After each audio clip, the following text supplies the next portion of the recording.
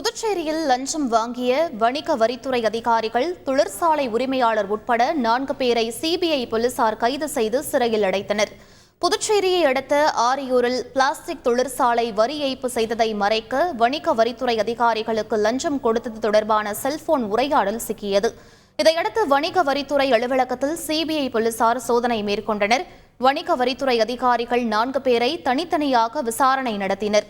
20 மணி நேரம் சோதனை நடைபெற்றது. காரைக்காலில் உள்ள வணிக வரித்துறை அதிகாரியின் வீட்டிலும் சோதனை நடத்தப்பட்டது. சோதனையின் முடிவில் லஞ்சம் பெற்றதற்கான ஆவணங்கள், லேப்டாப் உள்ளிட்டவை சிக்கியதை அடுத்து வணிக வரித்துறை அதிகாரிகள் முருகானந்தம், ஆனந்தன், தொழிற்சாலை உரிமையாளர் சோலை செல்வராஜ், வணிக வரி ஆலோசகர் ராதிகா ஆகிய 4 பேரையும் கைது செய்தனர். அவர்களை 15 நாட்கள் நீதிமன்ற காவலில் அடைக்க நீதிபதி உத்தரவிட்டதை அடுத்து காலாப்பட்டு மத்திய சிறையில் அடைத்தனர். செய்திகளை உடனுக்குடன் தெரிந்து கொள்ள உடனே சப்ஸ்கிரைப் பண்ணுங்க.